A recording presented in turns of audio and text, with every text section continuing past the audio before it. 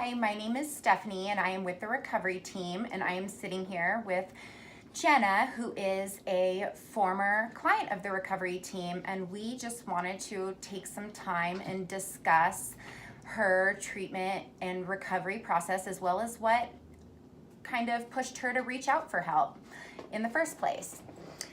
So Jenna, what is your drug of choice? Mine was alcohol. Alcohol. And what led you to reach out and to contact me for help?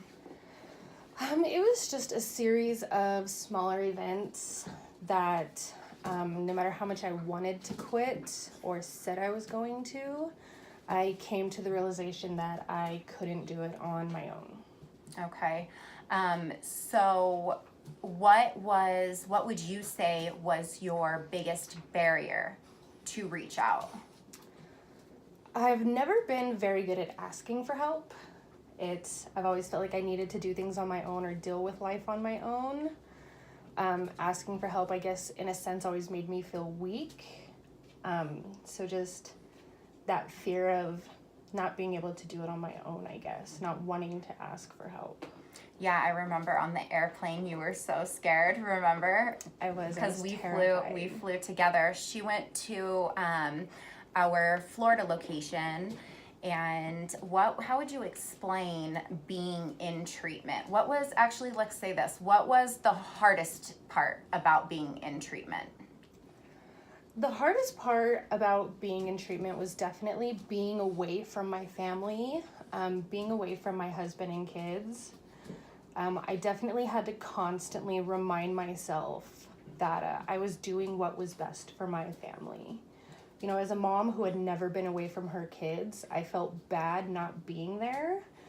But I had to remind myself that even though I wasn't physically there with them, I was doing what they needed me to do. Yeah, because don't you kind of feel like even though you were physically there when you were in active addiction, you were never mentally or capable of mentally fully being there for them? It was, and I think that was one of the things that kept me from realizing that I was an addict or an alcoholic to begin with, because I felt like, you know, I'm with my kids, I'm doing this, you know, bills are paid, all of this, you know, those aren't what addicts do. How could I be an addict? How could I be an alcoholic? Functioning alcoholic. Yeah. And that is what, you know, it took me to realize that while I was there physically, I was not there emotionally and mentally like I needed to be. Now, when you reached out to me, I'm pretty sure that we had you like admitted into the program like within, what was it, 24 hours?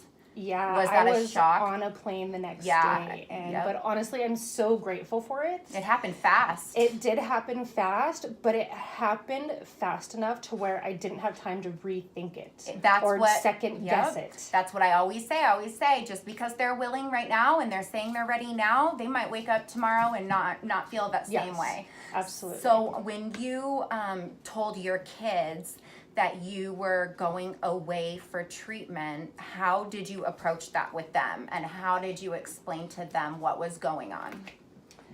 I really just explained that I was going somewhere that would help me get better. Perfect. Like a hospital. It was, you know, it is addiction, alcoholism, it is a sickness. Mm-hmm. You know, it is a disease, and I needed, you know, just like if you have diabetes, it's not something you combat on your own.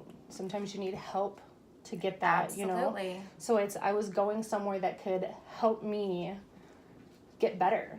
I needed to get better, and that was not only all I really explained. Yeah, no, I think it was really good for you for a lot of reasons, and just being able to, I mean, you're a young mom, and you've dedicated your whole life to just like raising your kids. You've never been away from them. I think being away from them was actually a blessing in disguise, as I would say. Of course, it was hard, but I spent time with your kids while you were in my program, and they would talk to me about it, and they were very happy and very proud that you were in treatment. So I think you have some smart, understanding kids. So they're very smart and very understanding, and it was being away from them helped me concentrate on me. Exactly. You know, as I'd been a mom since I was 18, so I had never fully concentrated on just myself since then. Exactly. And that's part of the reason why I think it's so important to leave the state for treatment. I just feel like it allows you to focus on your treatment and recovery process and not have as many outside distractions.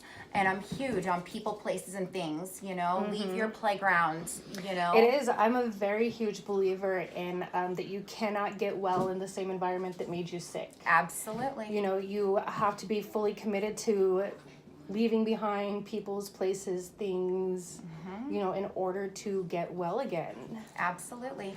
So what would you say stood out most for you about the recovery team?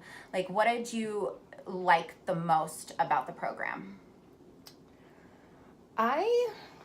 For me, I loved the therapy and the groups, the classes. I went in with a mindset of whatever I was doing before wasn't working. So the only thing I could do here was learn something new.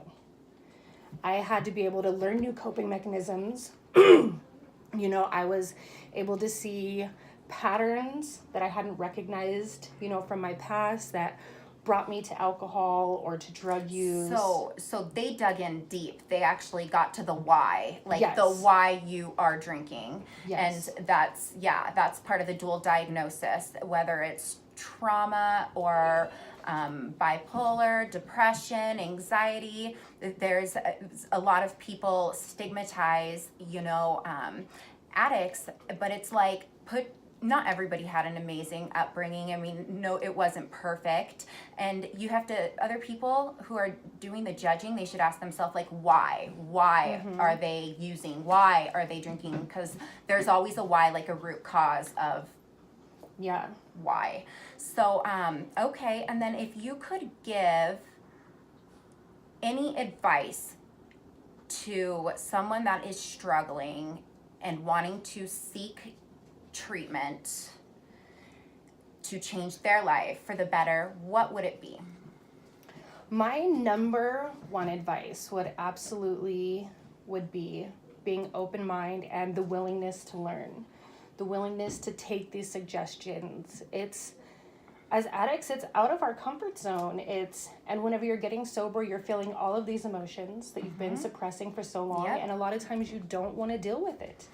But having that willingness to try something new, that willingness to take suggestion from people that know, whether it's at treatment or at meetings, if I go to meetings and these people have something that I want, they have sobriety and life.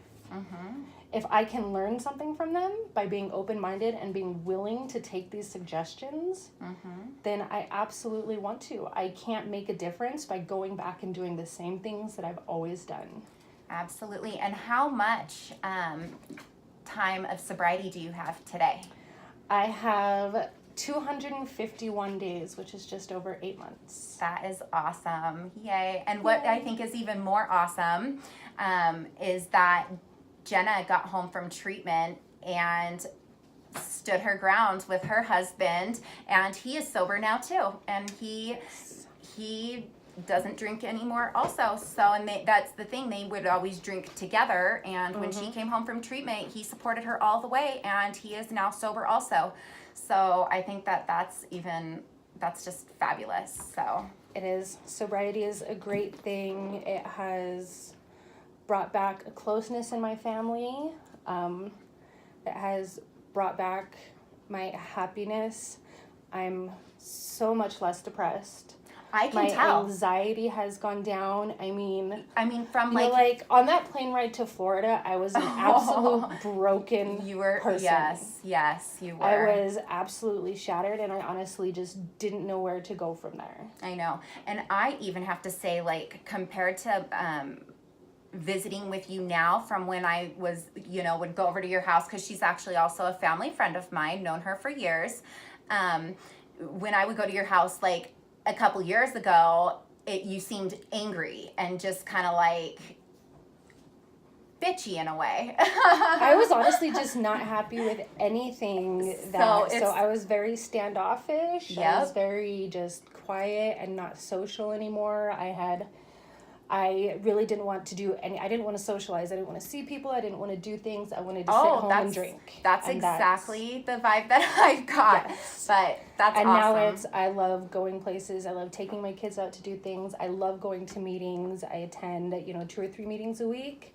I'm involved, even just involving myself in sobriety community online and just different things. I'm no longer the angry recluse that I doesn't want love to do it. things. Yay. She's not Actually, isolating anymore. I'm not. I enjoy my life. I work. Yep. I like my job. I like the people that I hang out with. And the support that I get from my friends and family is absolutely amazing. So would you say that it works if you work it? I absolutely would. I don't think that you can reach sobriety if you're not going to work for it. I've heard it said many times in meetings, work for your sobriety just as hard as you worked for your drugs and your alcohol. Absolutely. Put that effort into it and you can have happiness in sobriety. That's a good way to put it. So good job, Jenna. Proud of you. Yay! Thank you.